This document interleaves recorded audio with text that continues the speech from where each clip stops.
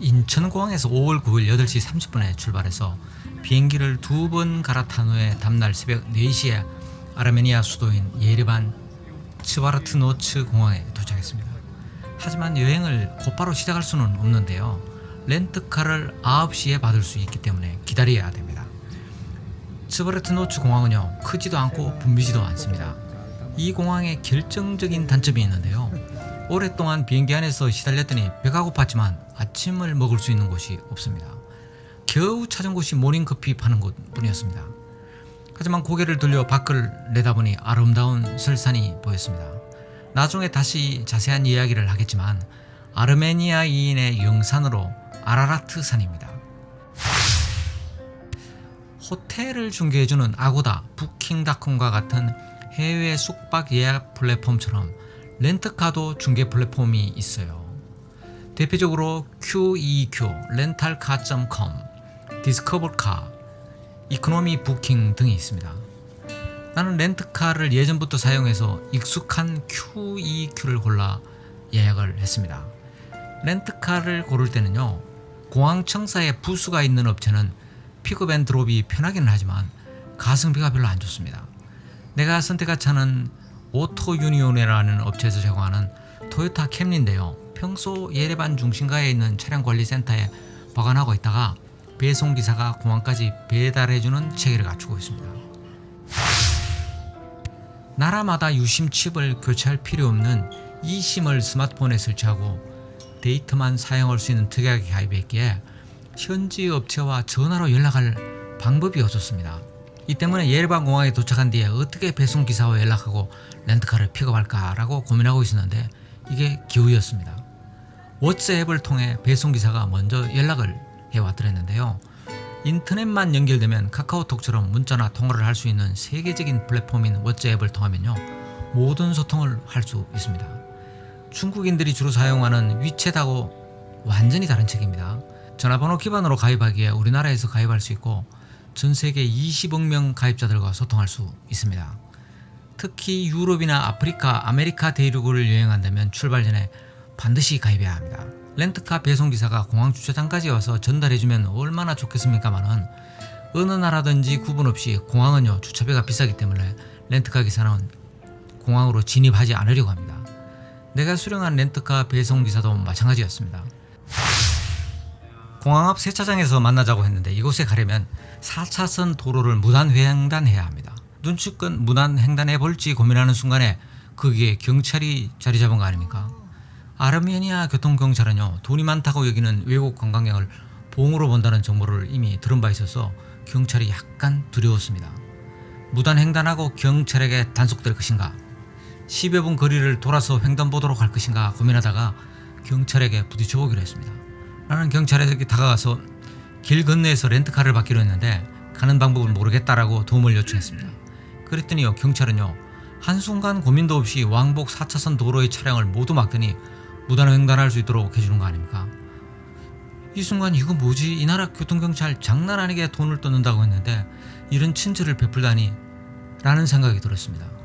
선입견이 이렇게 무섭습니다.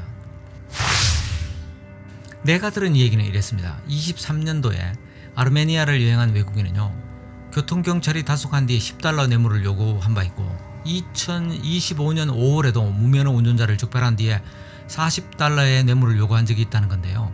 소문이 아니라 아르메니아 반부패위원회가 조사한 내용 중 극히 일부분입니다. 과거 우리나라도 경찰 급여가 낮아서 암묵적 부조리를 용인했던 것처럼 80에서 120만 원의 급여를 받는 아르메니아 경찰도 마찬가지로 생활형 부패의 유혹을 극복하지 못하기 때문이 아닌가, 이렇게 생각돼서 좀 안타까웠더랬어요. 뇌물 요구가 정당한 것은 아니라는 것은 그 사람들도 잘 알아요. 뭐 즐거운 마음으로 하겠습니까? 하지만 아르메니아 도로를 지나다 보면요, 교통경찰 정말 많고 단속도 엄청나게 많습니다.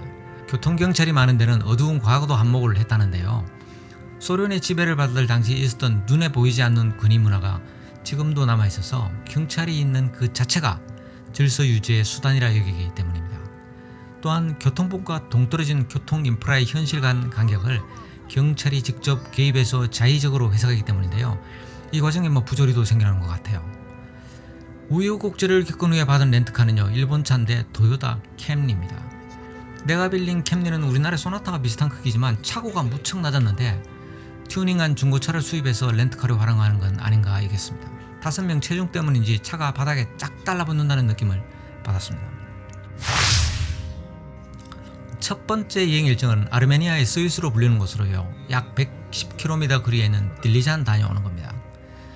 해발 1200m 고원에 위치한 아르메니아 대표 휴양지이고요, 고샤방크, 하가라친 등 수도원이 잘 보존된 아르메니아 기독교 문화의 중심지입니다.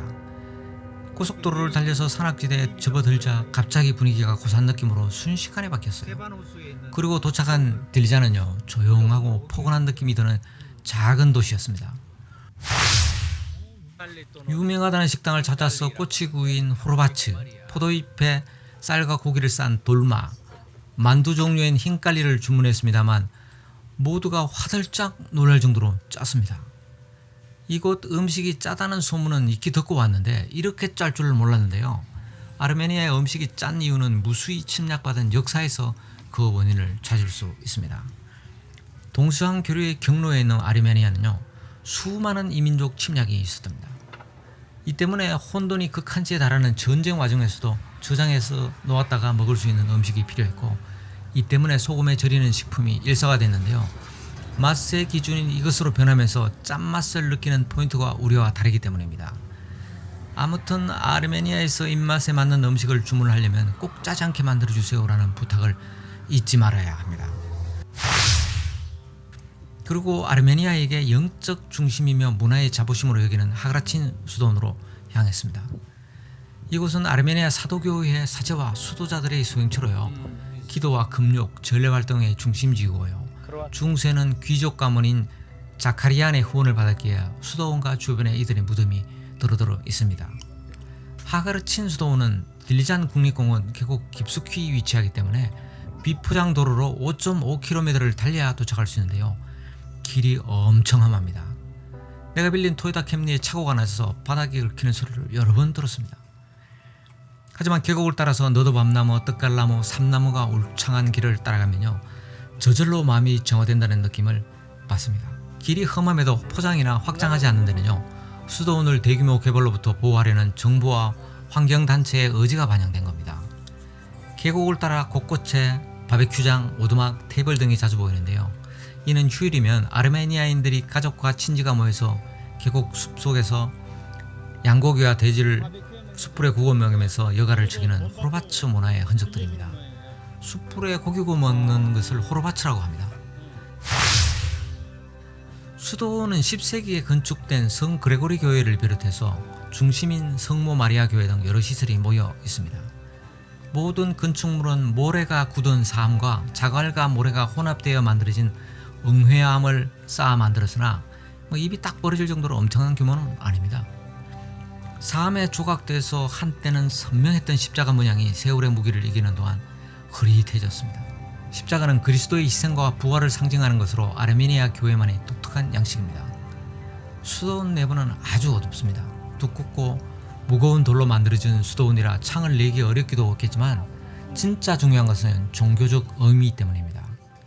수도원 내부에 얻으면 내면의 침묵과 신과 대화를 위한 환경을 만들기 위한 거고요. 꼭대기 채광창을 통해서 들어오는 극적인 한 줄기 빛은 신의 은총은 위에서 아래로 내려온다라는 종교적 의미를 나타내는데 최적화된 분위기를 만들어냅니다.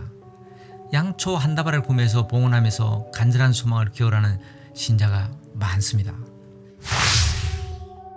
하가라친 수도원은요, 역사의 부침을 겪는 동안 돔과 지붕은 무너지고 풍화가 진행된 상태로 잡목과 넝쿨에 파묻혀 방치됐는데요. 이렇게 폐허화된 결정적인 이유는 소련의 종교 탄압이었습니다. 하가르친 수도원을 부활시킨 것은요, 아이러니하게도 기독교 신자가 아닌 무슬림의 기부였어요. 2005년 아부다비의 샤르지 토호국 통치자인 셰이크 술탄 빈 모하마드 알 카시미가 수도원 복원에 필요한 200만 달러 이상을 기부했기 때문입니다. 이러한 선행을 어떻게 설명해야 하나요? 원수를 사랑하라는 예수님의 말씀을 기독교인이 아닌 무슬림이 실천했는데. 이번은 여기까지입니다. 다음에는 또 다른 수도원인 고샤방크 수도원을 다녀온 이야기와 숙소로 가면서 겪은 황당한 사건 이야기를 하겠습니다. 구독과 좋아요, 알림 설정과 댓글 부탁합니다.